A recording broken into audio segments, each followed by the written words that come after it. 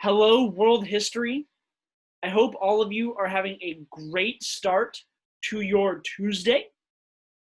I'm having a good one. I had a lot of fun hanging out with all of you yesterday. It was cool to see you join your groups and begin working together. So, we have a lot of fun things planned for today. So, with that, I'm going to share my screen and we're going to go right into it. Just like we have been, we are going to continue our Can You Sell Civilization unit. Okay.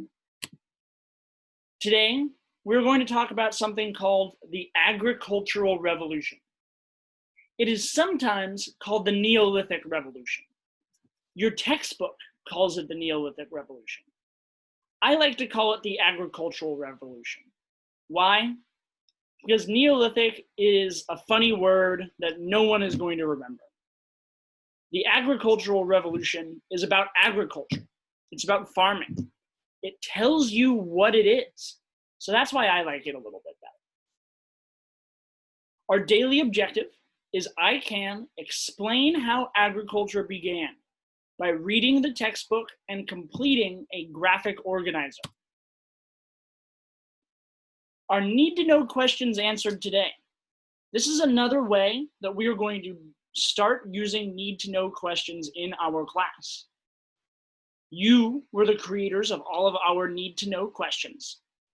And so I'm just simply using some of your questions and telling you that that is what we're going to try to be answering today. So our questions for today are, how does the hunter-gatherer era end? And what were some advancements made by early humans?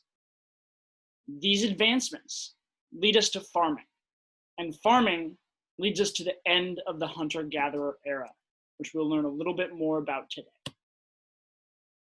So as a bit of a warm-up, we're going to take the next 10 minutes to finish the group work activity that you started yesterday.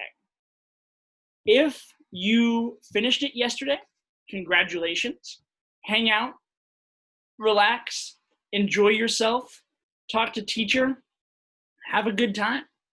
But if you still need these 10 minutes to work, use them wisely. Get that last little bit done and have one person turn in the assignment on Edmodo. So, ready? Go.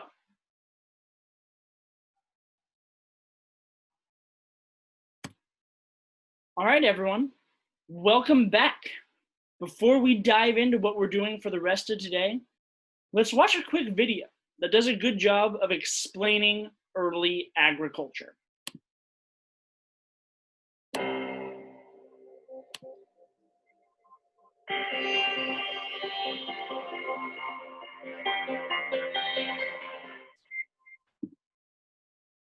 The last ice age ended a little over 10,000 years ago. At that point, human communities in different parts of the world began using a range of new technologies to increase the energy and resources they could extract from their environments. We call these new technologies agriculture, and its development is our seventh threshold. What ingredients led to this threshold?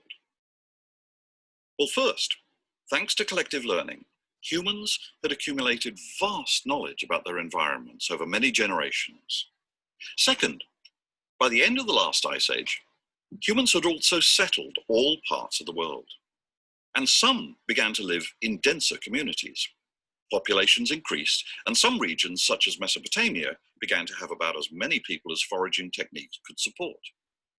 Now, more people meant you had to try to get more food from a given area.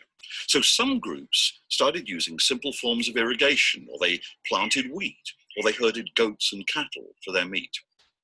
These experiments were the beginning of agriculture. Global climates also got warmer and more stable than ever before. These conditions made it possible to plant and tend crops with some confidence that they would yield abundant harvests.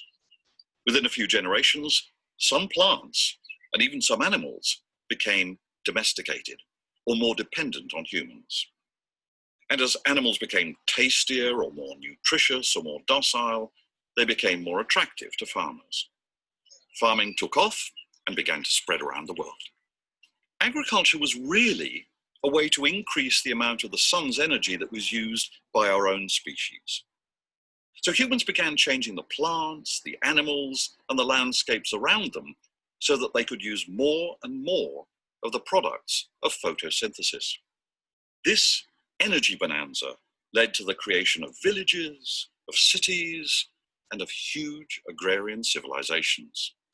Eventually, an even bigger energy bonanza would steer human history towards threshold number 8, the modern revolution. Let's take a quick look at this part of the video. I like the way this part sets ourselves up. Humans had ingredients for the agricultural revolution. They began to learn more about their environment, and there began to be more of them that they needed to feed. How were they going to feed these people? They also had the right conditions. Ignore the Goldilocks rule. They had the right conditions to create agriculture. More and more people were trying to get resources, but the world was also getting warmer. Warmer meant easier to grow things. So these ingredients plus these conditions led to people domesticating plants and animals and building villages, cities, and civilization. Now, you might not know what domestication means, and that's okay, because we are going to learn about it. Oh, excuse me. Let me fix this real quick. I need to make a quick edit to the presentation.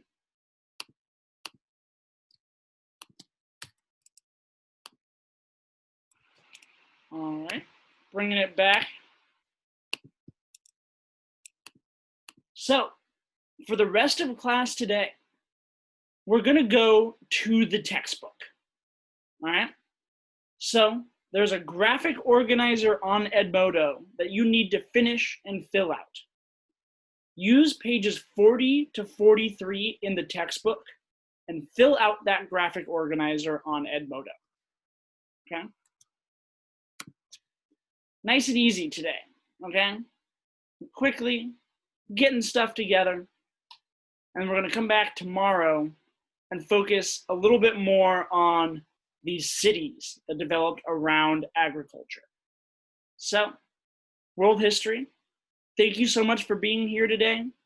Thank you for doing your best, and I'm super excited to see you again tomorrow. Goodbye. Have a great rest of your Tuesday.